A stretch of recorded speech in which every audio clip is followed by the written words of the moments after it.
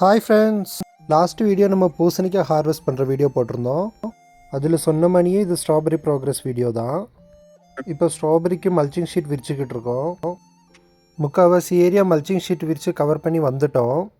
இனி கொஞ்சம் ஏரியா பாக்கி கிடக்கு. அது மல்ச்சிங் ஷீட் நம்ம புதுசாக ஆர்டர் கொடுத்துருக்கோம். அது வந்தால் தான் அந்த ஏரியா நம்ம கவர் பண்ண முடியும்.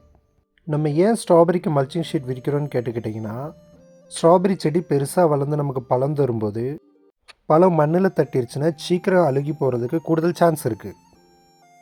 அது மட்டும் இல்லாமல் நம்ம ஃபுல் ஆர்கானிக் மெத்தடில் பண்ணுறதுனால பழம் மண்ணில் இருக்கும்போது புழு வந்து சாப்பிட்றதுக்கும் சான்ஸ் கூடுதலாக இருக்குது.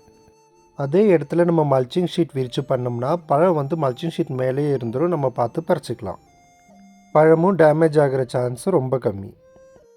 நம்ம வச்ச எல்லா செடியும் நல்ல ஹெல்த்தியாக வந்துக்கிட்டு இருக்கு. செடியோட ஹெல்த் கண்டிஷன் நான் அடுத்த வீடியோவில் போடுறேன்.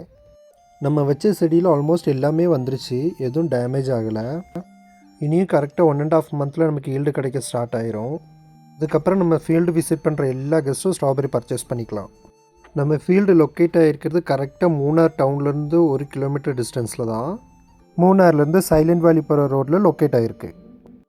நீங்கள் மூணார் வரும்போது நம்ம ஃபார்மை விசிட் பண்ணுறதுக்கு உங்களுக்கு லொக்கேஷன்னா நீங்கள் டிஎம் பண்ணுங்கள், நான் கமெண்டில் லொக்கேஷன் ஷேர் பண்ணுறேன்.